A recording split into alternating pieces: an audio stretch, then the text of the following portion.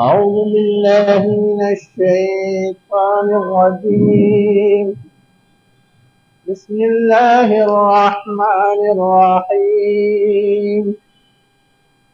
يا أيها الذين آمنوا أوفوا بالعقود أحلت لكم بهيمة الأنعام إلا ما يتلى عليكم غير محل الصيد وأنتم حرم إن الله يحكم ما يريد. شروع اللہ کے نام سے جو انتہائی مہربان ہمیشہ رحم فرمانے والا ہے. یہ ہم لوگ ایک نئی سورہ شروع کر رہے ہیں، سورہ مائدہ. ایسے مائدہ کے معنی تو ہوتے ہیں دسترخوان کے،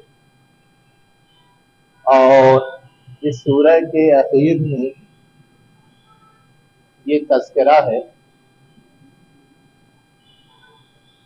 کہ عیسیٰ علیہ السلام سے ان کے ماننے والوں نے یہ درخواست کی کہ اللہ سے دعا کیجیے کہ وہ ہمارے لیے ایک دسترخوان نازل کرے جس دن کی ہم عید منائیں اور اللہ کے شکر گزار بنیں. یہ بات بھی اس میں شامل تھی کہ یہ دسترخوان گویا ایک طرح سے نشانی ہوگی، اور یہ نشانی ہمارے لیے مزید باعث اطمینان بنے گی. جواباً اللہ کی طرف سے جو چیز کہا گیا وہ یہ کہ تمہارے مطالبے پہ ہم دسترخوان نازل تو کر دیں گے، لیکن اگر اس کے بعد بھی تسلیم نہ کیا گیا، فرما برداری نہ کی گئی، تو ایسی سزا دیں گے کہ اس سے زیادہ سنگین یا سخت سزا کسی اور کو نہ دی گئی ہوگی.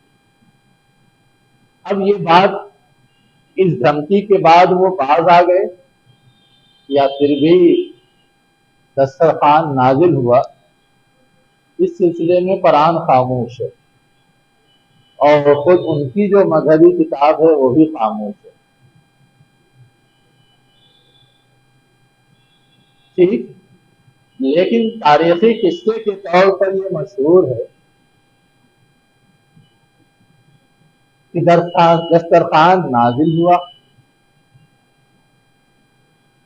اس میں 7 روٹیاں اور 7 مچھلیاں تھیں، اور کہا گیا کہ یہی اتنی بابرکت ہے کہ تم کھاتے جاؤ، ختم نہیں ہوگا. لیکن اب صرف 7 دیکھ کر کے نیتیں گڑبڑ ہوئی اور لوگوں نے ادھر ادھر کیا تو گویا سب اٹھا لیا گیا اور ان پر سزا ٹھوک دی گئی. یہ قصے کہانی کی شکل میں بیان ہوا. ہمیں اس سے بحث نہیں.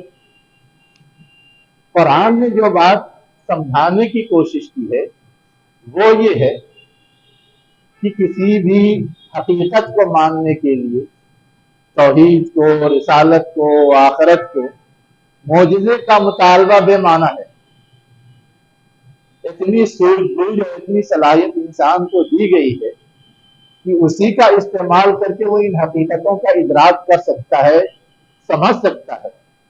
اگر اس کے باوجود وہ مطالبہ کرتا ہے تو اس کا مطلب یہ کہ اس کی نیت کچھ اور ہے، اس کے ارادے کچھ اور ہے. وہ چاہتا نہیں ہے ماننا، اور ایسا ہی تاریخ میں ہوا ہے. اس لیے اس طرح کے مطالبے کو پورا کرنا ضروری نہیں ہے، اور کیا جائے گا تو پھر ماننا ضروری ہے، ورنہ سزا ہوتی ہے. اب یہ بات کن کو سنائی گئی؟ یہ سورہ تو مدنی ہے. مدینے میں زیادہ تر مخاطب کون تھے؟ اہل کتاب. یہ سورہ کب نازل ہوئی؟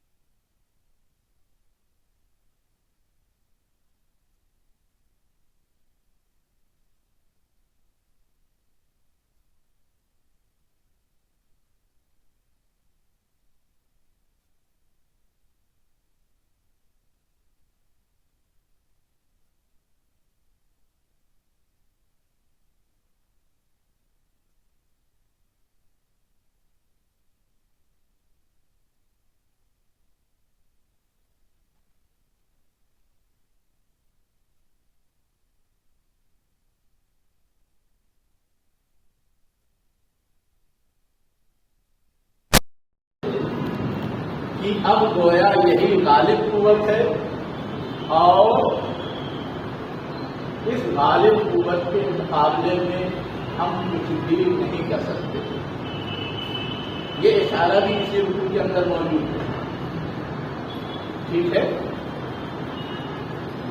تو مکے کے لوگ تو مغلوب ہو گئے، لیکن جو اہل کتاب تھے ان میں سے بیشتر نے آپ کی بات کو تسلیم نہیں کیا تھا. ان کو سنانا تھا اصلا کہ اگر تسلیم نہیں کر رہے ہو تو ماضی میں تسلیم نہیں کیا تو تمہارا وجود مٹا دیا گیا، آج بھی اگر تسلیم نہیں کرو گے تو وجود مٹا دیا جائے گا. اصلاً اس معاہدے کے نزول کا قصہ سنا کر کے یہی تنبیہ کرنی. باقی اس سورے میں پوری بات جو بتائی گئی ہے وہ یہ ہے کہ اللہ تعالیٰ نے دین مکمل کر دیا تو اس کے ساتھ جتنے بھی دینی احکامات تھے جس بھی لیول کے، شخصی لیول کے، معاشرتی لیول کے، حکومتی لیول کے، اس کی بھی تکمیل کر دی گئی. اور اس سلسلے میں بھی جو ہدایات آخری اور فائنل ہو سکتی تھی وہ دے دی گئی اور وہ سب اس سورے کے اندر موجود ہے. لیکن یہ بات سمجھاتے ہوئے اور بتاتے ہوئے بیسک بات کی طرف توجہ دلاتے ہوئے اس سورے کا آغاز ہوا ہے. کیا؟ یا ایھا الذین آمنوا اوفوا بالعقود، اے وہ لوگوں جو ایمان لائے ہو عقود کو پورا کرو. اب یہ عقود ہے کیا؟ عقد مانے ہوتا ہے باندھنا، عقود مانے بندھن، جو بھی چیز باندھی جائے. اب ہم اپنی زبان میں قول و قرار کہتے ہیں، معاہدہ کہتے ہیں، ایگریمنٹ کہتے ہیں. اس طرح کا معاہدہ، قول و قرار یا ایگریمنٹ جس سے بھی ہمارا معاملہ ہو اس کے ساتھ ہوتا ہے.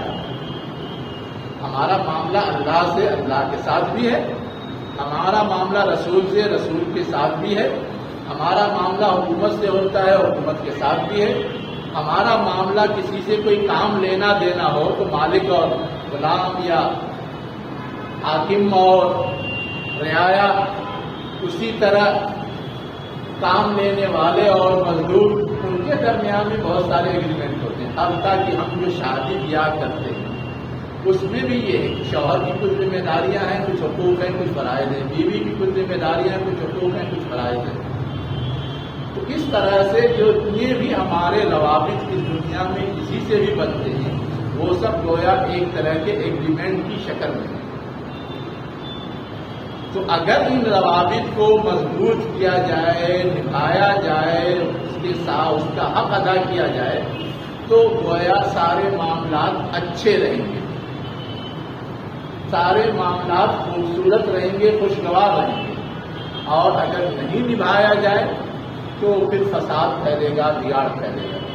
اس لیے اصولی بات کہی گئی، اے وہ لوگوں جو ایمان لائے ہو، جس سے بھی تمہارا کوئی قول و قرار، معاہدہ، ایگریمنٹ یا کسی بھی طرح کا معاملہ ہے، اس میں تم وفاداری کا رویہ اپناؤ، اس کو پورا کرنے کی کوشش کرو. یہ بات اس لیے کہی گئی کہ یہ پورا کیا جائے گا تو جو دین ملا ہے اس کا فائدہ ملے گا، جو ان کو مقام اور مرتبہ ملا ہے اس دین کی وجہ سے وہ چیز محفوظ رہے گی. لیکن اگر اس کو نہیں نبھایا جائے گا تو جو دین ملا ہے وہ بھی دھیرے دھیرے ضائع ہوگا، اور جو ان کو مقام اور حیثیت ملا ہے کہ یہ غالب ہو گئے ہیں یہ بھی محفوظ نہیں رہے گا. یہ اصولی بات سب سے پہلے بتائی گئی. اس کے بعد کیا کہا گیا؟ وَحِلَّتْ لَكُمْ بَهِيمَةُ الْأَنْعَامِ، تمہارے لیے حلال کر دیے گئے بہیمۃ الانعام. انعام کہتے ہیں مویشی کو، نام کہتے ہیں ایسے جاندار کو جس سے ہم کو فائدہ پہنچے، جس سے ہمیں سرور اور لذت حاصل ہو. نعمت تو ایسی چیز کو کہتے ہیں نا، اسی سے بنا ہوا لفظ ہے نام اور انعام. اب جانوروں میں کچھ قسمیں ایسی ہیں جس سے ہم کو فائدہ نہیں پہنچتا، تو ظاہر ہے کہ اس کا استعمال ہمارے لیے حلال نہیں، سانپ بچھو وغیرہ۔ کچھ چیزیں ایسی ہیں جس کے بارے میں دو دو چار کی طرح کہنا مشکل ہے کہ یہ نقصان دہ ہیں یا فائدہ مند ہیں۔ بظاہر تو وہ لگتے ہیں انہیں چوپایوں کی طرح، مویشیوں کی طرح، گائے بیل بھینس بکری کی طرح، لیکن ان کے اندر بعض دوسری خرابیاں ایسی پائی جاتی ہیں، اس کی وجہ سے ان کا استعمال کیا ہے؟ نقصان دہ۔ جیسے درندے، شیر ہے، چیتا ہے، ان کے اندر جو درندگی کی خاصیت پائی جاتی ہے وہ خاصیت ہمیں بھی نقصان پہنچا سکتی ہے۔ جیسے سور کے اندر بہت ساری خاصیت پائی جاتی ہے، نقصان پہنچا سکتے ہیں، سور کو حرام کر دیا گیا، ویسے یہ بھی۔ لیکن انہی سے ملتے جلتے شیر، چیتے، گدھے، خچر سے ملتے جلتے کچھ اور دوسرے جانور بھی ہیں جن کے اندر درندگی نہیں پائی جاتی، بلکہ یہ جو مویشی ہیں انہی جیسی خاصیات پائی جاتی ہیں۔ مثلا ہرن ہے، نیل گائے ہے، تو اب ان کو حلال کیا گیا۔ تو اصلا یہاں اشارہ جو بہیمۃ الانعام سے ہے، اسی طرح کے جانوروں کی طرف کہ بہیمہ تو کہتے ہیں وہ جو لوگوں پر حاوی ہو کر کے کچھ نقصان پہنچا سکتے، جیسے درندے وغیرہ ہوتے ہیں، لیکن جو انعام کے جیسے بہیمے ہیں یا اس سے ملتے جلتے ہیں یا اس کے قریب تر ہیں، وہ تمہارے لیے حلال کیے گئے۔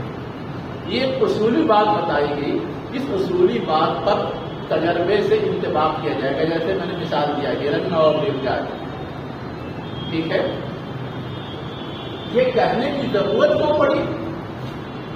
اس لیے ضرورت پڑی کہ اب آخری احکامات دیے جا رہے ہیں، اور جہاں جہاں انسان کنفیوز ہو سکتا ہے، شک میں پڑ سکتا ہے کہ اس کو کس کھاتے میں رکھیں، وہاں وہاں ایک حد تک جتنی ضرورت ہے اتنا اللہ تعالیٰ وضاحت کر رہا ہے، ڈکلیریشن دے رہا ہے۔ کیا کر رہا ہے؟ اللہ تعالیٰ وضاحت کر رہا ہے، ڈکلیریشن والا۔ انعام پہلے سے معلوم تھا کہ حلال ہے، لیکن اب انعام کے ساتھ بہیمۃ الانعام حلال ہے، اس کی وضاحت یہاں کی گئی ہے۔ البتہ الا ما یتلی علیکم، سوائے اس کے جن کی تلاوت کی جائے گی۔ یعنی اصولی بات یہ ہے کہ بہیمۃ الانعام کے قبیل کے جتنے ہیں سب حلال، لیکن ان میں سے کچھ ایسے ہیں جو حلال نہیں، جو حلال نہیں، اس کو تمہیں بتایا جائے گا، اور چنانچہ آگے بتایا گیا ہے۔ کہاں بتایا گیا ہے؟ یہیں آگے دوسری آیت، یہ تیسری آیت۔ یہ سب بھی جانوری ہیں، میتا مردار جانور ہی مراد ہے، دم مردار جانور کا خون ہی مراد ہے، لحم الخنزیر جانور ہی ہے، جانور کا گوشت ہی ہے۔ یہاں تو لحم الخنزیر کہا گیا گوشت کے پہلو کو بات دیتے ہیں، ورنہ ہم اور آپ جانتے ہیں کہ حدیث سے بھی یہ بات واضح ہے کہ خنزیر کی ہر چیز، کیا اس کا چمڑا، کیا اس کا بال، کیا اس کی چربی، ہر چیز حرام دیکھنا پڑے جی۔ اور اسی طرح کون کون سے جانور حرام ہے وہ یہ وضاحت یہاں کی گئی۔ کہا گیا الا ما یتلی علیکم، سوائے اس کے جن کی تلاوت تمہارے سامنے کی جائے گی۔ وہ کیا ہے؟ حلال نہیں ہے، باقی سب حلال ہے۔ البتہ یہ حلال جانور بھی عام حالات میں تو حلال ہے، لیکن بعض حالات میں یہ حرام ہے۔ مثلا ہم حالت احرام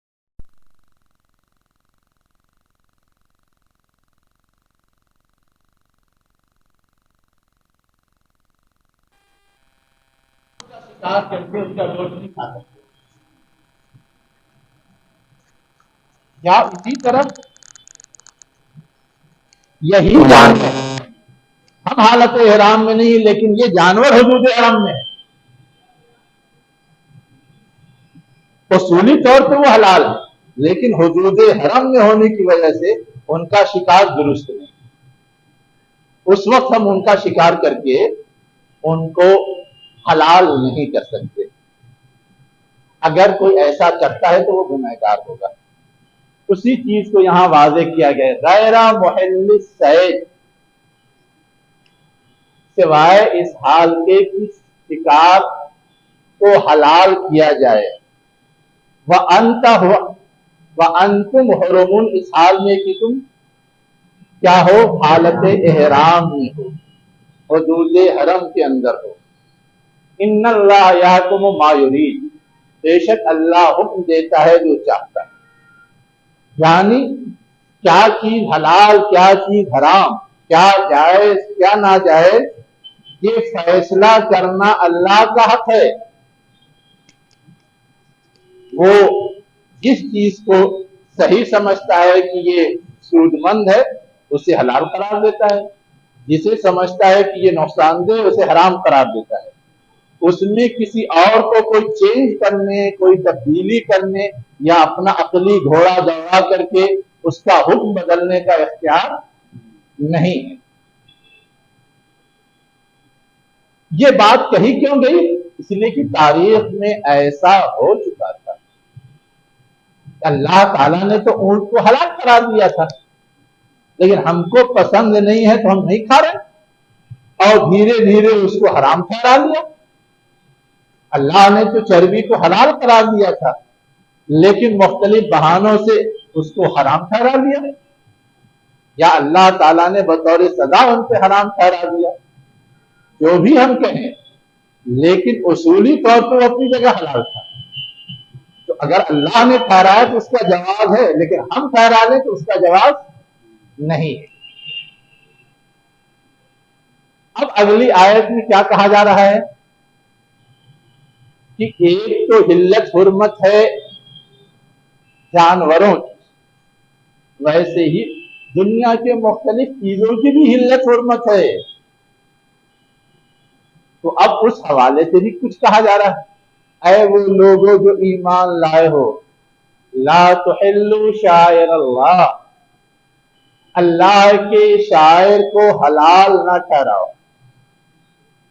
اللہ کے شاعر کو حلال نہ ٹھہراؤ کا مطلب کیا ہے؟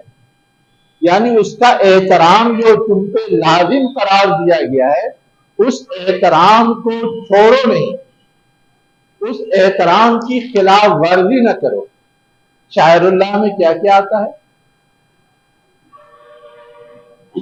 ان صفا والمروۃ من شعائر اللہ، یہ تو کلیئر کٹ ہے. اسی طرح اللہ کا گھر بیت اللہ شاعر اللہ میں ہے. اب اس کو حلال ٹھہرانے کا مطلب کیا ہے کہ یہاں پر اللہ تعالیٰ نے جنگ ممنوع قرار دی ہے، کسی کا خون بہانا ممنوع قرار دیا ہے.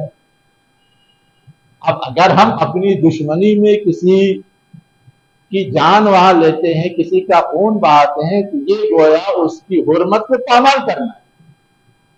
ایسی حرکت نہیں ہونی چاہیے.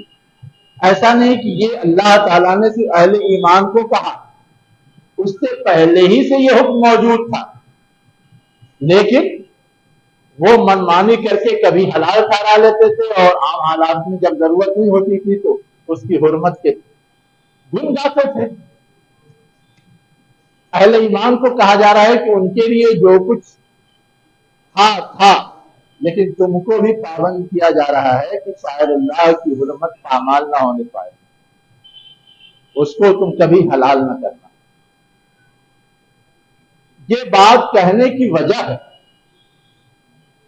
وجہ یہ ہے کہ پہلے جن لوگوں کے کنٹرول میں یہ شاعر اللہ تھے، انہوں نے ان کو بڑی تکلیف دی تھی. تو اب اس بات کا خطرہ تھا کہ جب ان پر ہم غالب آ رہے ہیں تو ہم ان کو تکلیف دیں. لیکن یہاں کی حرمت یہ ہے کہ یہاں پر کسی کو تکلیف نہ دی جائے. تو اس لیے ہماری ذمہ داری بھی یہ ہے کہ ہم چاہے کسی نے ہمارے ساتھ زیادتی کی ہے، ہمیں تکلیف پہنچائی ہے، لیکن اس کی حرمت کے خاطر ہم یہاں کسی کو کوئی تکلیف نہ پہنچائیں، جس کی وضاحت آگے آئی ہے اسی رکوع کے اندر. اصلاً بیک گراؤنڈ اور پس منظر یہ تھا. اسی لیے اگلی بات اور کہی جا رہی ہے ولا شہر الحرام، اور نہ ہی حرام مہینوں کی حرمت پامال ہونی چاہیے، اسے حلال ٹھہرانا چاہیے. یہ اپنی ضرورت سے اسے کبھی حلال ٹھہرا لیتے تھے، کبھی حرام ٹھہرا لیتے تھے. لیکن اللہ تعالیٰ اہل ایمان کو کہہ رہا ہے کہ تمہارے لیے بھی وہ پابندی ضروری ہے. یہ غلط حرکت کرتے تھے تم نہیں کرنا، تم اس کی حرمت کی پاسداری کرنا. اسی طرح آگے کچھ چیزوں کو اور گنایا گیا ولل ہدیہ، اور نہ ہی قربانی کے جانور کو تم حلال ٹھہراؤ. قربانی کا جانور کا مطلب کیا ہے کہ پہلے جو لوگ جاتے تھے حج عمرہ کرنے کے لیے وہ قربانی کا جانور ساتھ لے کے جاتے تھے. سب کو وہاں میسر نہیں ہو سکتا تھا، اتنا انتظام نہیں تھا، اتنی بڑی مارکیٹ نہیں تھی. اب تو نہیں لے کے جاتے اس لیے کہ وہاں انتظام کر دیا جاتا، لیکن اس وقت لے کے جاتے تھے. اب لے کے جاتے تھے تو سفر میں کچھ نہ کچھ خطرہ رہتا تھا، تو اس لیے اس کے حوالے سے ایک عام ذہن یہ بنایا گیا یہ اللہ کے گھر پہ قربانی کے لیے جا رہا ہے، اس لیے اس کو کسی کو ٹچ نہیں کرنا، ورنہ یہ بڑے نقصان کی چیز ہو جائے گی. لوگ ٹچ نہیں کرتے تھے، تو یہ ایک مثبت چیز تھی، اس کو باقی رکھا گیا. ویسے ہی کیا ولل قلائد، اور نہ ہی ایسے جانوروں کو جن کے گردنوں میں پٹے ڈال دیے گئے. قلادہ مانے کیا ہوتا ہے؟ گردن میں پٹا ڈالنا یا رسی ڈالنا جس سے باندھ کر کے کنٹرول کیا جاتا ہے.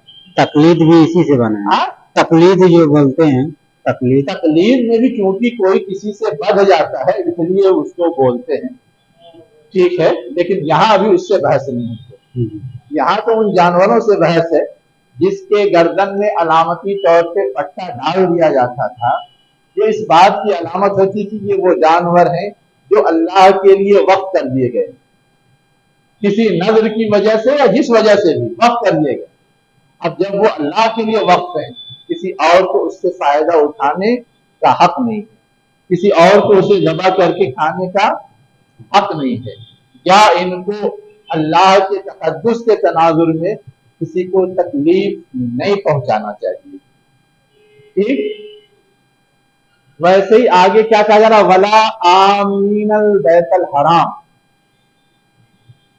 اور نہ ہی بیت حرام کے قصد کرنے والے کو حلال ٹھہرا دو. بیت حرام تو معلوم ہے خانہ کعبہ. امن مانے ہوتا ہے قصد کرنا، ارادہ کرنا. آمین مانے قصد کرنے والے، ارادہ کرنے والے. یعنی جو لوگ حج کے لیے نکلے ہیں، جو لوگ عمرے کے لیے نکلے ہیں، وہ چونکہ ضیوف الرحمان ہیں، اللہ کے مہمان ہیں، ان کو اطمینان اور سکون سے وہاں جانے دینا چاہیے. اس چیز کو لوگ اپنے اوپر لازم سمجھتے تھے اور اس چیز کا خیال رکھتے تھے. تو یہ بھی ایک مثبت چیز تھی، اس کو بھی اللہ نے کہا کہ یہ باقی رہنا چاہیے، یہ حرمت پامال نہیں ہونی چاہیے، اور کوئی اس طرح حج کرنے یا عمرہ کرنے جانے والوں کو تکلیف نہ پہنچائے، ان کو حلال نہ بنائے یا حلال نہ ٹھہرائے. کیوں؟ ان سب کے پیچھے اصل چیز کیا ہے؟ یبتغون فضلا من ربہم ورضوانا. یہ ساری چیزیں نیک نیتی سے ہو رہی ہیں، اللہ کا فضل اور اللہ کی رضا چاہنے کے لیے لوگ کرتے ہیں. تو ہمیں اس میں ڈسٹربنس یا دخل اندازی نہیں کرنی چاہیے، ہمیں اس میں کسی کو پریشان نہیں کرنا چاہیے. یہ تو عام بات ہو گئی. بعض لوگ اس کا تعلق صرف آمین البیت الحرام سے جوڑتے ہیں اور کہتے ہیں کہ جو بیت حرام کا قصد کرتے ہیں وہ چونکہ اللہ کی رضا اور فضل کے لیے نکلتے ہیں، اس لیے ان کو چھیڑا نہیں جانا چاہیے.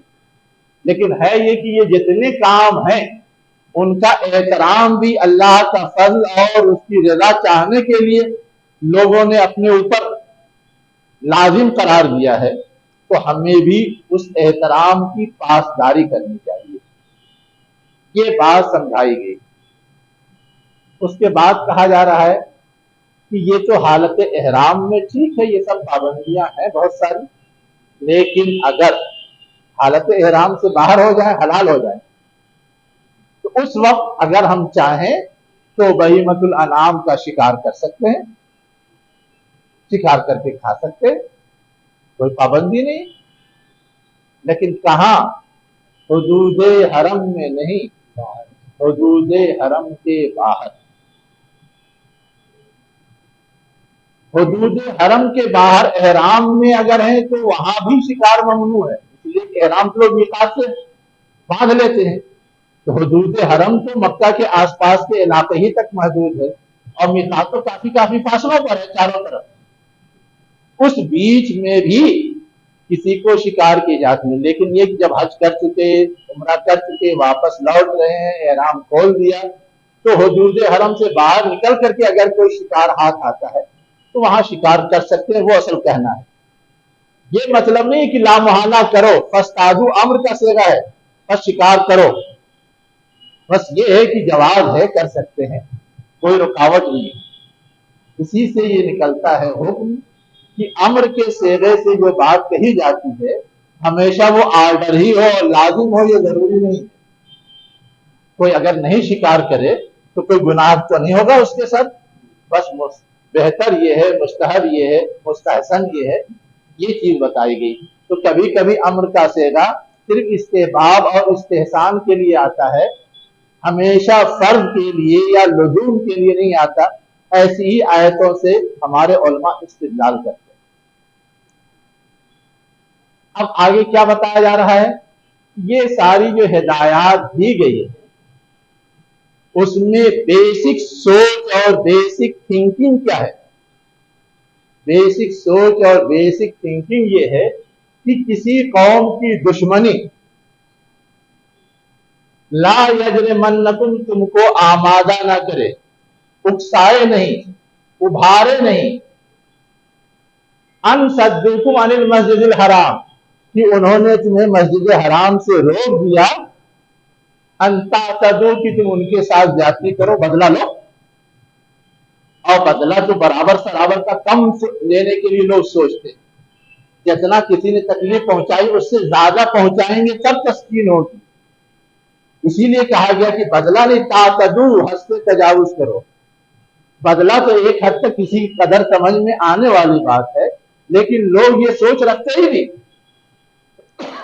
लोग तो ये सोच रखते हैं कि इन्होंने मुझसे दुश्मनी निकाली है तो मैं इनसे ज्यादा दुश्मनी निकालूं, ये तो इंसाफ के खिलाफ है। तो तातदू की ताबीर जो इस्तेमाल हुई है वो असलन इसी थिंकिंग को कंट्रोल करने और इसी अंदाज को बैलेंस करने के लिए कि लोग हस्ते तजावुज ना करें।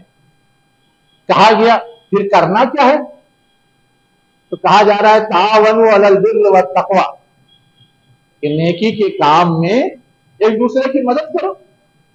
ये सारी चीजें, मेहमानों का ख्याल रखना, कुर्बानी के जानवर का ख्याल रखना, हराम महीनों का ख्याल रखना, शायरुल्लाह का ख्याल रखना, एहतराम करना, ये सब नेकी के काम है। वो करते हैं तो उनका ताउन करो, कोई करता है उसका ताउन करो। जहां इस मखसूस बैकग्राउंड में है, लेकिन बात उसूली अंदाज की कहेगी कि कोई भी खैर का काम है, नेक काम है, तो उसमें न मसलक आड़े आना चाहिए, न गांव मोहल्ला आड़े आना चाहिए, न जमात आड़े आनी चाहिए। फलां जमात के लोग कर रहे हैं तो हम क्यों करेंगे। सवाल ये कि नेकी तो लिल्लाह फिल्लाह होती है, और कोई भी कर रहा है अगर हम करेंगे तो हम अजर पाएंगे। तो हमें वहां इस तरह के बैरियर्स और इस तरह की रुकावटों की वजह से रुकना नहीं चाहिए। जैसे यहां ये कहा गया कि उन्होंने गलत रवैया अपनाया, रोक दिया, तो अब उसके जवाब में तुम भी उनको रोक दो, ये सही तरीका नहीं। अगर वो अच्छा कर रहे हैं तो उनको अच्छा करने दो और उनके माविन बनो, बजाय इसके कि उनके लिए रोड़ा बन जाओ। हाँ, अगर कोई गलत काम है, गुनाह का काम है, हक तलफी का काम है, या कोई ज्यादती है, कोई जुल्म है, तो उसमें ताउन नहीं करना है। वो चाहे अपने लोग करें चाहे दूसरे लोग करें, गलत गलत है, उसमें किसी को किसी तरह का ताउन या किसी तरह का साथ नहीं दिया जाएगा। होता क्या है, ये मेरा भाई है, गलत कर रहा है, फिर भी इसकी मदद मुझ पे लाजिम। ये मेरा दोस्त है, गलत कर रहा है, फिर भी इसकी मदद हम पे लाजिम। हालांकि ये कोई पैमाना नहीं है, लेकिन फिर दोस्ती निभाने के चक्कर में, भाई की हमदर्दी के चक्कर में गलत सही नहीं हो जाता। ठीक है, मोहम्मद सल्लल्लाहु अलैहि वसल्लम ने कहा कि अगर मेरी बेटी फातिमा भी चोरी करे तो उसके भी हाथ कटेंगे। बिल्कुल, वहां ताउन का मसला नहीं था, जी। बस ये था कि हक परस्ती का सबूत देना चाहिए। लेकिन यहाँ ये है कि जहां लड़ाई झगड़ा हो जाता है, साथ देने की बात होती है, तो वहां तो ताउन करना पड़ता है ना, हेल्प करना पड़ता है। सिर्फ इसलिए कि ये हमारा दोस्त है, हम उसके गलत हरकत में साथ देने लगे, वो सही नहीं। उसको समझा के उस गलत से रोकना चाहिए। हाँ हाँ, अभी आगे बहुत सारी बातें वजाहत के तौर पे आई। अब क्या कहा गया, वत्तकुल्लाह इन्नल्लाह शदीदुल इक़ाब, अल्लाह से डरो, बेशक अल्लाह सख्त गिरफ्त करने वाला। इक़ाब माने ऐसी सजा देना जिससे मुआवजा हो। सख्त गिरफ्त करना, गिरफ्त में भी असलन सजा ही होती है, मुआवजा ही होता है। ये बात कही क्यों गई? इसलिए कही गई कि इन सारे मामलात में कदम फिसलने का इम्कान ज्यादा है, इसलिए कि एक तरह से गुस्सा और इंतकामी जज्बा काम कर रहा होता है ऐसे मोड़ पर। तो वहां पर अगर अल्लाह का खौफ नहीं हो, अल्लाह के सामने जवाबदेही का एहसास नहीं हो, तो लोग फिसल जाते हैं। और तो कहा जा रहा है कि अल्लाह का खौफ पैदा करो तो फिसलोगे नहीं, और उसके बावजूद भी फिसले तो ये याद रखो कि सजा दी जाएगी। और सजा ऐसी वैसी नहीं, शदीदुल इक़ाब, सख्त सजा दी जाएगी। अब आगे जो बात कही गई थी, इल्ला मा युतला अलैकुम, ये हलाल तो हर चीज है सिवाय उसके जिसकी तुम पर तिलावत की जाए, उसकी वजाहत की जा रही है। हुर्रिमत अलैकुम, तुम पर हराम किया गया। क्या हराम किया गया? अल-मैततु, मुर्दार, खुद बखुद जो मर जाए, जानदार, कोई भी जानदार, गाय हो, बैल हो, भैंस हो, कुछ भी हो जिसको हम खाते हैं, यूज करते हैं। वह दम, और खून। खून क्यों? पहले के जमाने के लोगों को तो समझ में नहीं आता था, लेकिन आज जब ब्लड टेस्ट का जमाना है ना, ब्लड टेस्ट का, सारी दुनिया जानती है कि इंसानी जिस्म में जितने भी जरासीम हैं सब भी इसी ब्लड के अंदर पाए जाते हैं। और जितनी बीमारियां हैं, जितने अमराज हैं, जितनी खराबियां हैं, उसको बढ़ाने वाले, उसको वजूद बख्शने वाले सारे कीड़े, सारे जरासीम क्या है? इसी खून में होते हैं। अब अगर उसको खाया जाए तो जो खाएगा उसको ट्रांसफर होगा कि नहीं, उसको जाएगा कि नहीं? इसीलिए कहा गया कि खून जो है वो हराम है। अब एक सवाल और पैदा होता है कि यहां तो कहा गया सिर्फ खून,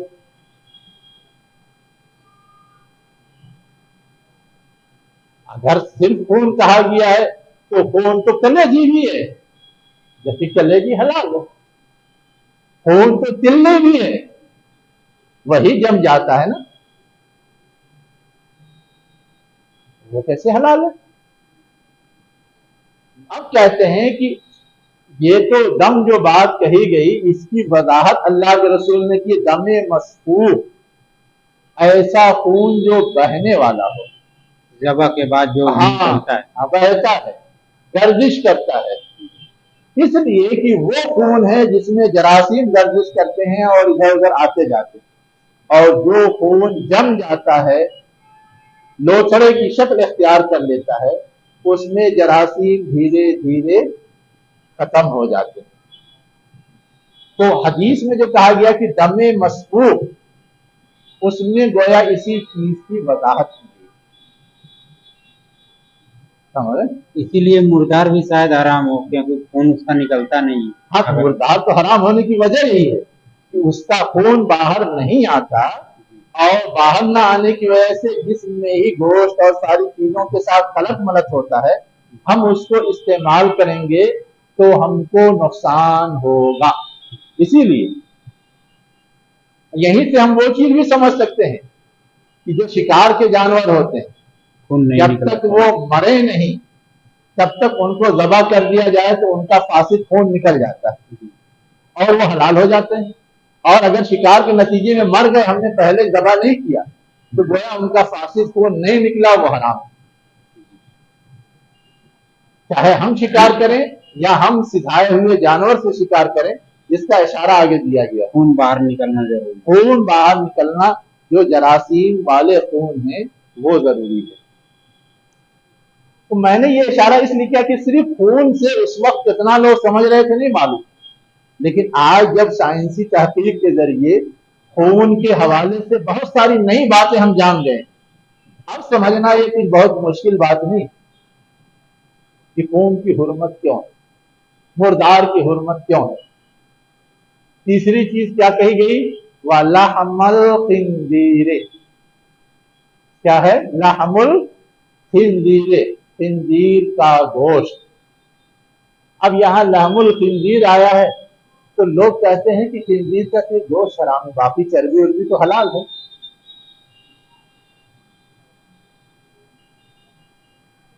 کون کہتا ہے؟ جو لوگ کہتے ہیں کہ قرآن کافی ہے، قرآن میں جو حکم دیا گیا اسی کے ہم پابند ہیں، اور حدیث بھی ضرورت ہے اور حدیث میں کوئی حکم دیا گیا اس کے بھی ہم پابند ہیں، یہ نہیں مانتے تو وہ کہتے ہیں کہ یہاں تو لحم الخنزیر کہا گیا، گوشت نہیں کھائیں گے، باقی کھا سکتے ہیں۔ ان کا تو نماز روزہ سب مطلب صرف قرآن سے لیں گے تو کہاں سے کریں گے نماز؟ ہاں تو کہاں سے کرتے ہیں؟ اسی لیے تو ان کی نماز 2 وقت 3 وقت ہوتی ہے۔ ان کی نماز قرآن میں کچھ اوقات کے اشارے کیے گئے، اسی وقت پڑھتے ہیں۔ ایک فجر کی پڑھ لیں گے، ایک ظہر اثر کی ملا کے کسی وقت پڑھ لیں گے، ایک مغرب عشاء کی ملا کے کسی وقت پڑھ لیں گے، 3 وقت کی نماز تو پڑھتے ہیں۔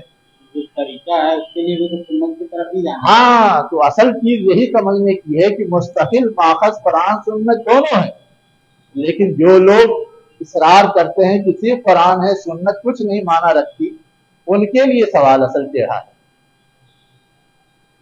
اب آگے اور کیا کہا جا رہا ہے؟ خنزیر کا گوشت کیوں حرام ہے، یہ اب سائنسی ترقی کے بعد سمجھانے کی ضرورت نہیں، اب کوئی یہ نہیں کہتا کہ ہاں وہ بڑی اچھی چیز ہے۔ پیتا کریم نام کا بھی ایک جراثیم اس کے اندر پایا جاتا ہے، اور بھی بہت ساری چیزیں۔ اس کے بعد کیا کہا جا رہا ہے؟ وَمَا أُحِلَّ لِغَيْرِ اللَّهِ بِهِ، اور جو چیز کی حلال کیا گیا ہو غیر اللہ کے لیے۔ اب غیر اللہ کا مطلب اللہ کے علاوہ، اللہ کے علاوہ کسی اور کے نام پر۔ کیوں؟ اس لیے کہ ہم کو جو یہ شرط دی گئی ہے کہ ذبح کر کے کھانا ہے، یہ اصلاً 2 اسباب سے ہے۔ ایک تو یہ کہ اللہ نے یہ نعمت عطا کی، اس کی شکر گزاری ہو، اور دوسرے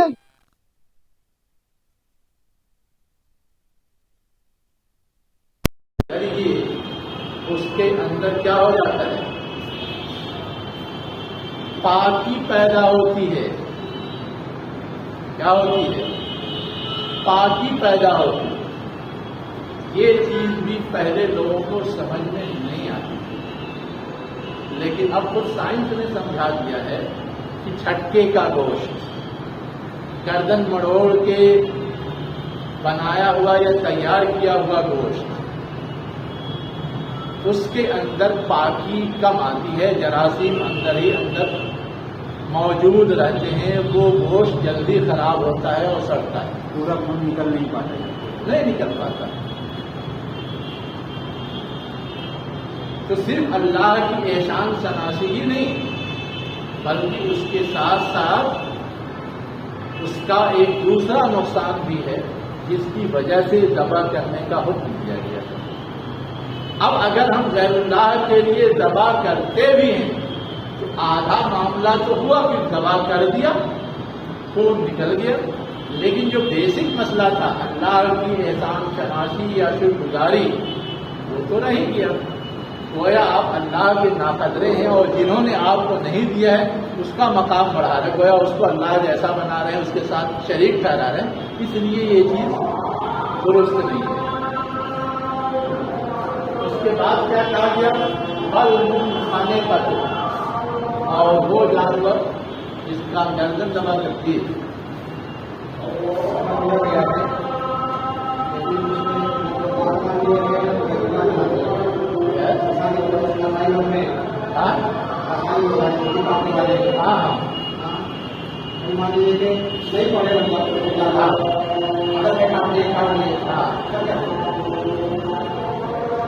ایک مسلمان اگر زبان سے نہیں بھی ادا کرتا تو بھی یہ سمجھا جاتا ہے کہ وہ اللہ کی خاطر ہی ذبح کر رہا ہے. جیسے ہم زبان سے نماز کی نیت کے کلمات نہ کریں، عادتاً ہی نماز کرنے کے لیے پہنچ جائیں. کسی نے کہا کہ نماز نہیں ہوگی، نہیں نہ کہا، ویسے ہی عادتاً اس نے ذبح کر دیا، چاہے زبان سے ادا نہیں کیا لیکن وہ مانا جائے گا. یہ ہے اصل وجہ، اس لیے وہ ایسا لگتا ہے.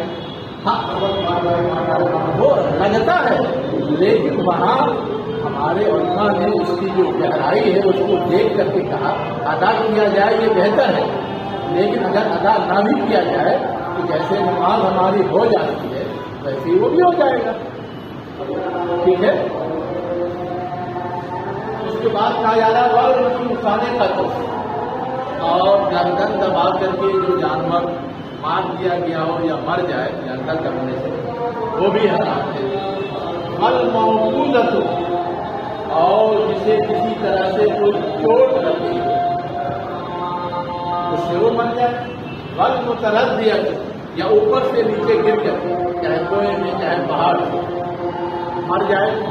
ان ساری صورتوں میں ہے کہ اس کا خون باہر نہیں آتا ہے. والنطیۃ، یا ایک جانور نے دوسرے جانور کو سینگ مار کر کے ہلاک کر دیا، وہ نتیجہ ہے. ایسا ہوتا جو میری چیز کے گھسا دینے یا سینگ مار دینے کی وجہ سے ہلاک ہو گیا ہو اس کا خون بھی باہر نہیں ہے. وما اکل السبع، اور جسے درندوں نے کھایا ہو. اب درندوں کو کھانے کا مطلب ہے کہ درندے وہ اپنا دانت گڑاتے ہیں اور گڑانے کی صورت میں جتنی ان کو ضرورت ہوتی کھاتے ہیں، لیکن اس کے نتیجے میں ضروری نہیں ہے کہ اس کے اندر جو خون فاسد ہے وہ نکل جائے. اس لیے کہ خون فاسد کے نکلنے کا سب سے نیچرل ذریعہ یا طریقہ یہ ہے، لیکن یہیں سے وہ ان جانوروں کو مارتے ہیں یا ہلاک کرتے ہیں یہ ضروری نہیں ہوتا. اسی لیے کہا گیا کہ کسی درندوں کے کھائے ہوئے جانور بھی اصولی طور پہ حرام ہے، الا یہ کہ تم اسے ذبح کر لو. الا ما ذکیتم، سوائے اس کے جسے تو پاک کرو. لفظی ترجمہ یہ ہے جسے تم پاک کرو. خراب یہ کہ ذبح کر کے پاک کرو، یعنی جانوروں نے زخمی تو کر دیا لیکن وہ مرا نہیں ہے. تو اب ہم اس کو ذبح کریں گے تو اس کا فاسد خون نکل جائے گا، اور جہاں جہاں زخم لگایا وہاں کا حصہ تھوڑا احتیاطاً الگ کر دیں. باقی گوشت صحیح سالم ہے تو ہم یوز کر سکتے ہیں. اب ہرن کا کسی جانور نے شکار کیا، مرا نہیں ہے، ہم ذبح کر دیں اس کا گوشت ہمارے لیے حلال ہے. لیکن اب کہیں اس کے پیٹھ پر اس کا دانت کھڑا ہوا ہے تو اتنا حصہ احتیاطاً الگ کر دینا. یہ ہے طریقہ. یہ بھی چیز ہے کہ مطلب اگر وہ شکار کر کے اور کھا لے تو اس نے اپنے لیے شکار کیا. اصل میں ہے یہ کہ تھوڑا بہت کھا لے تب تو ٹھیک ہے، لیکن اگر پورا کھا لے تو گویا یہ کہ اس نے اپنے لیے کیا، اپنے مالک کے لیے کیا. اس لیے کہ جو سکھائے ہوئے جانور ہیں ان کا کام یہ ہوتا ہے کہ وہ شکار کو صرف کنٹرول کر کے پکڑ کے رکھے. باقی جو مالک ہے جس نے اس کو دوڑایا ہے یا پیچھے لگایا ہے وہ آئے، وہ اس کو دبا کر کے ٹھکانے لگایا اور لے کے جائے. اس کو جو دے وہ کھائے، باقی وہ لے جائے. سکھانے کا مطلب یا سکھانے کا مطلب تو یہ ہوتا ہے، شکار کا مطلب یہ ہوتا ہے. لیکن اگر کبھی اس کے خلاف ہو اس کا مطلب یہ ہے کہ اس نے الٹا سیدھا کچھ بھی حرکت کی ہے، اس سے نقصان ہو سکتا ہے، اس لیے بچنا چاہیے. وما ذبح علی النصب، اور جو ذبح کیا گیا ہو کہاں؟ استھان پہ. اب یہاں پر آپ غور کیجیے، استھان سے ہماری کوئی دشمنی ہے، اصل دشمنی اس سوچ سے ہے کہ وہ غیر اللہ کے لیے ذبح کر رہا ہے. اصل دشمنی ہماری شرک سے ہے، جس کی وجہ سے وہ یہ جانور ذبح کر رہا ہے۔ تو بیسک چیز یہ دیکھی جائے گی۔ اب لوگ بازاروں پہ جا کے ذبح کرتے ہیں، وہاں پتھر تو نہیں ہوتا ہے، اس پتھر کو پوچھ تو نہیں رہے ہوتے، لیکن نظر مان کر کے جا کے ذبح کرتے ہیں، لیکن تھنکنگ غلط ہے، اس لیے وہ بھی حرام ہے۔ ٹھیک ہے، وَأَن تَسْتَقْسِمُوا بِالْأَزْلَامِ، اب اس کا لفظی معنی ہے کہ تقسیم کرنا چاہے پاسوں کے ذریعے، یہ لفظی معنی ہے۔ مراد کیا ہے کہ پاسا پھینک کر کے وہ فال نکالتے تھے، اگر فال حق میں آیا تو یوز کرتے تھے، نہیں حق میں آیا تو نہیں یوز کرتے تھے، برباد کرتے تھے۔ لیکن یہ فال نکالنا خود اوہام پرستی کی علامت ہے، کسی اور کو اہمیت دینے کی علامت ہے، تھنکنگ کے بگاڑ کی، سوچ کے بگاڑ کی علامت ہے۔ اس لیے ایسے جانور یا ایسے گوشت کو استعمال کرنے کو حرام قرار دیا گیا ہے۔ سارقٌ فسق، یہ ساری چیزیں کیا ہیں؟ فسق ہیں، بدامنی ہے، بگاڑ ہے، فساد ہے۔ اب آگے کہا جا رہا ہے اليوم یئس الذین کفروا من دینکم، آج وہ لوگ جنہوں نے کفر کیا تمہارے دین سے مایوس ہو چکے ہیں۔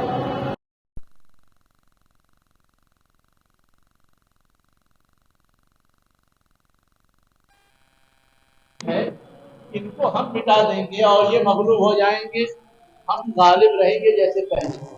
اب یہ سمجھ رہے ہیں کہ ہم مغلوب ہیں۔ ایسی صورت میں ضرورت کس بات کی ہے کہ اب ان کے ڈر اور خوف سے باہر نکلیں۔ فلا تخشوہم، ان سے اب ڈرو نہیں، وہ تمہارا کچھ بگاڑنے والے نہیں۔ واخشونی، اور مجھ سے ڈرو، اس لیے کہ اس حال تک میں نے پہنچایا ہے، میرا شکر گزار ہونا چاہیے، میرا حق ہے کہ میری بندگی کرو۔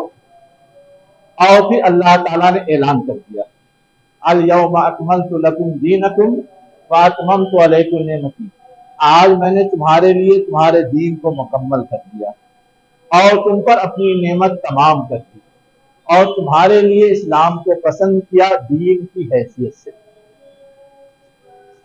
یہ آیت تو اتنی واضح ہے، اس میں بہت کچھ بتانے کی ضرورت نہیں ہے، سوائے ایک چیز کے کہ ہم اکملتو کا ترجمہ بھی مکمل کرنا، اتممتو کا ترجمہ بھی تمام کرنا، مکمل کرنا، دونوں ایک جیسی چیز لگتی ہے۔ دونوں میں فرق کیا ہے؟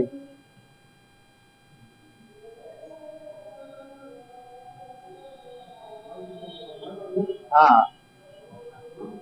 ہاں، تو کوئی چیز مکمل ہوگی تو وہ بھی ختم ہی ہو جائے گی، اس کے بعد کون کوئی اضافہ اس میں ہوگا، بات تو ایک ہی ہوئی۔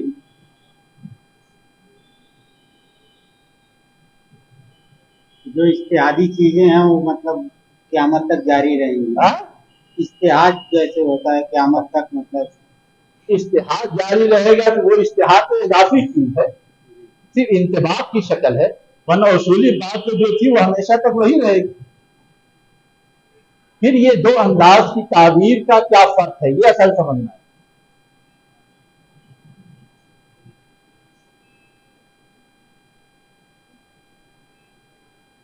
جی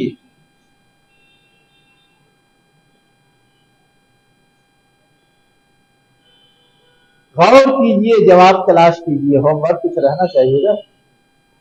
میں صرف ایک اشارہ کر دیتا ہوں، آپ جو روز مرہ کی زندگی گزارتے ہیں، آپ کے بڑے خواب ہوتے ہیں، بڑی تمنائیں اور بڑی خواہشیں ہوتی ہیں۔ اگر ہر خواب، ہر خواہش، ہر تمنا پوری کر دی گئی تو گویا آپ کی چاہت مکمل ہو گئی نا؟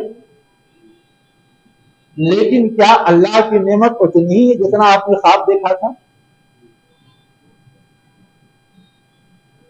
اللہ کی نعمت اس کے علاوہ اور بہت کچھ ہو سکتی ہے جو آپ کے تصور میں بھی نہیں ہو، لامحدود۔ یہاں کہنا یہی ہے کہ انسان کو زندگی گزارنے کے لیے جو طریقہ چاہیے وہ ایک لمٹ کے اندر ہے، یہ طریقہ، اس کو اللہ تعالیٰ نے مکمل کر دیا، لیکن اللہ تعالیٰ نے وہ طریقہ بتا کر کے دروازہ بند کر دیا، ایسا نہیں ہے۔ اس کے علاوہ بھی جس کا اس طریقے سے کوئی تعلق نہیں ہے، اس طریقے سے اضافی چیز ہو سکتی ہے، وہ بھی پوری کی پوری دے دی، وہ بھی کیا کی؟ پوری کی پوری دے دی۔ وہ ہے اتممت علیکم نعمتی، میں نے تم پر اپنی نعمت تمام کر دی۔ اب نعمت سے مراد بعض لوگ تو یہی لیتے ہیں دین ہی، لیکن بعض لوگ کہتے ہیں کہ دین تو ایک چیز ہے جو اللہ نے دی ہے، کل چیز تو نہیں ہے دین، اللہ نے تو اس کے علاوہ اور بہت ساری چیزیں دی ہیں، سب نعمت میں آتی ہیں، اور ہم اور آپ اس دنیا میں صرف اللہ کا دین ہی تو نہیں چاہتے، ہم کھاتے ہیں، پیتے ہیں اچھے سے اچھا، پہنتے ہیں، اوڑھتے ہیں اچھے سے اچھا، وہ اللہ کے دیے ہوئے طریقے کے مطابق کریں، یہ طریقہ تو دین ہے، لیکن اچھے سے اچھا کھائیں وہ بھی دین نہیں ہے، وہ تو ایک اللہ کا انعام ہے، اللہ کی ایک نوازش ہے۔ تو یہاں نعمت کی تعبیر جو آئی ہے، ہماری جو دینی ضرورت ہو سکتی ہے، اس کے علاوہ بھی اللہ کو جتنی چیزیں دینی تھی ہمارے تصور سے بڑھ کر کے وہ سب دی۔ فار ایگزامپل، ہم روز دن بدن ترقی کر رہے ہیں اور نئی نئی چیزیں ہماری سہولت کے لیے، ہمارے آرام کے لیے، ہمارے کیا کہتے ہیں لذت کی تسکین کے لیے پیدا ہو رہی ہیں، ایجاد ہو رہی ہیں، سامنے آ رہی ہیں۔ اس کا دین سے تو کوئی تعلق نہیں، لیکن اللہ کی نعمت سے تو تعلق ہے۔ تو اگر ہم اس انداز سے سوچیں تو گویا اللہ کا کرم بہت وسیع نظر آئے گا۔ میں نے ایک اشارہ دیا ہے، ابھی اور آپ کو دیے گا، ٹھیک ہے؟ اب آگے کیا کہا جا رہا ہے؟ فَمَنِ اسْتُرَّ فِي مَخْمَصَةٍ غَيْرَ مُتَجَانِفٍ لِإِثْمٍ فَإِنَّ اللَّهَ غَفُورٌ رَحِيمٌ۔ یہ سب ہدایات دے دی گئیں، سب کچھ نواز دیا گیا، لیکن اس کے باوجود یہ یاد رکھنے کی ضرورت ہے کہ دنیا دار الامتحان ہے، کبھی کوئی پریشانی ہو سکتی، اس پریشانی کے لیے بھی یہ رعایت موجود ہے کہ اگر اضطراری حالت آ جائے تو یہ حرام کی ہوئی چیزیں زندہ رہنے کی حد تک یوز کی جا سکتی ہیں۔ اسی کہا جا رہا ہے جو شخص مجبور ہو جائے فی مخمصۃ، انتہائی بھوک کی حالت میں، غیر متجانف لإثم، نہ وہ جھکا ہوا ہو گناہ کی طرف، یعنی گناہ کی خاطر کوئی قدم نہ اٹھا رہا ہو، بلکہ مجبوری میں اپنے وجود کے تحفظ کے لیے کوئی قدم اٹھا رہے ہو، تو یہ چیز اللہ تعالیٰ بخش دے گا اور رحم فرمائے گا، اتنی تمہارے لیے اس نے رعایت رکھی ہے۔ اب اس کے بعد نئی شریعت نہیں آنے والی، اسی شریعت میں جتنی بھی رعایت ہو سکتی تھی وہ کر دی گئی۔ یہ سب رعایتیں پہلے نہیں تھی، یہ سب اس شریعت کی خصوصیات ہیں۔ اب اس کے بعد ایک عملی سوال آ گیا تھا صحابہ کرام کی طرف سے حضور کے سامنے، کہہ تو دیا گیا کہ بہیمۃ الانعام حلال ہے، لیکن یہ ایسا مبہم جملہ ہے کہ ہم اس میں یہ طے نہیں کر سکتے آسانی سے کہ بہیمۃ الانعام سب کے سب حلال، اصولی بات تو یہی ہے۔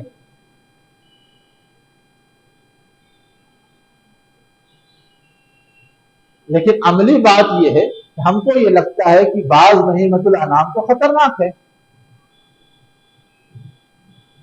اب وہ سوال کرتے تھے کہ جن بہیمۃ الانعام کے حوالے سے ہمیں لگتا ہے کہ یہ خطرناک ہے، مثلا کتا ہے، اس کا لعاب اتنا زہریلا ہے، چار ٹانگ والا تو مویشی وہ بھی ہے، کھائیں اس کو، مگر وہ گوشت خور ہے، ہاں گوشت خور ہے وہ، ٹھیک ہے گوشت خور ہے، لیکن صرف گوشت خور نہیں، تو غلہ بھی کھاتا ہے، اناج بھی کھاتا ہے، گوشت مل جاتا ہے تو کھاتا ہو، نہیں کھاتا، درندوں کی طرح ایسا نہیں کہ گوشت ملے گا تو کھائے گا ورنہ نہیں کھائے گا. تو اب اس میں کیا کریں گے؟ اس طرح کے سوالات جو اٹھ رہے تھے اس کو اصولی انداز یہاں پیش کیا گیا ہے کہ وہ تم سے پوچھتے ہیں ماذا احل لہم، کیا چیز ان کے لیے حلال کی گئی. بہت واضح نہیں ہے معاملہ. تو جواب دیا گیا قل کہہ دو احل لکم الطیبات، تمہارے لیے جتنی پاکیزہ چیزیں ہیں سب حلال ہیں. تم صرف یہ چیک کر لو کہ اس کا تمہیں فائدہ پہنچتا ہے. پاکیزہ کا مطلب ہمارے لیے نفع بخش، ہمارے لیے سود مند. یہ چیک کرو. اگر چیک کر کے یہ لگتا ہے کہ یہ نفع بخش ہے کھاؤ اطمینان سے، کوئی مسئلہ نہیں. اور یہ لگتا ہے کہ اطمینان بخش نہیں ہے، نفع بخش نہیں ہے، تو چھوڑ دو، وہ حلال نہیں. مزید کیا کہا گیا؟ وما علمتم من الجوارح مکلبین. کبھی کبھی یہ بھی شبہ ہو سکتا ہے کہ کچھ حلال جانور ہے لیکن ہمارے لیے یہ شرط ہے کہ ذبح کر کے کھائیں. لیکن اب بہت سارے جانور تو شکار کیے جاتے ہیں، ذبح کرنے کا موقع نہیں ملا تو کیا کریں گے؟ کہا گیا کہ اگر تمہارے سدھائے ہوئے جانور ہیں وہ شکار کرتے ہیں، تم نے بسم اللہ پڑھ کے ان کو چھوڑ دیا، گرچہ انہوں نے ان کو مار ڈالا پھر بھی وہ تمہارے لیے حلال ہے. یا اگر زندہ پکڑ کے رکھا ہے تو تم اسے ذبح کر کے اس کے بعد کھا لو، حلال ہے. تو اس طرح کے جو اشکالات پیدا ہو رہے تھے اس کا جواب اس آیت میں دیا گیا. کیا کہا کہ وما علمتم من الجوارح، اور وہ شکار بھی حلال ہے جو تم نے اپنے زخمی کرنے والوں میں سے جس کو سکھایا ہے. یعنی شکار کرنے کے لیے شکار پہ حملہ کر کے زخمی کرتے ہیں، چاہے وہ کتے ہو، چاہے وہ باغ ہو، چاہے شکرا ہو، چاہے دوسرے جانور ہو جس سے شکار کیا جاتا ہے. تعلمونہن مما علمکم اللہ، تم انہیں سکھاتے ہو کیسے حملہ کرنا ہے، کیسے پکڑ کے روکنا ہے، وغیرہ وغیرہ. اللہ نے تم کو یہ چیز سکھائی ہے، تو اللہ نے جب تمہیں سکھائی ہے تو ان کا شکار وہ تمہارے لیے حلال ہے. فَكُلُوا مِمَّا أَمْسَكْنَا عَلَيْكُمْ، بس تم کھا سکتے ہو جسے وہ تمہارے لیے روک لیں، اور جس کو نہ روکے خود ہی کھا جائیں تو تم کیا کھاؤ. فَاذْكُرُوا اسْمَ اللَّهِ عَلَيْهِ، بس تم اس پر اللہ کا نام لے لو. اب اللہ کا نام لینے کی دونوں شکل ہو سکتی.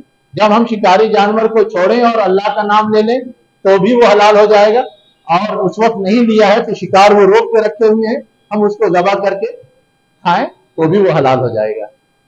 واتقوا اللہ ان اللہ سریع الحساب، اللہ سے ڈرو بے شک اللہ جلد حساب کرنے والا ہے.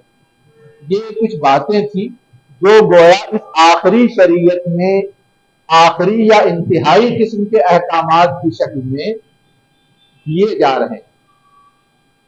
اور ان احکامات کا مطلب یہ ہے کہ اب اس سے پہلے کے جتنے احکامات تھے وہ سب اب گویا اللہ کا فائنل قانون یہ ہے جو دیا جا رہا ہے، یہی تمہیں بھی فالو کرنا ہے اور یہی اب پچھلی قوموں کو بھی، پچھلی امتوں کو بھی فالو کرنا ہے اگر واقعتاً وہ اللہ کو ماننے کا دعویٰ کرتے ہیں. دعویٰ تو کرتے تھے اہل کتاب.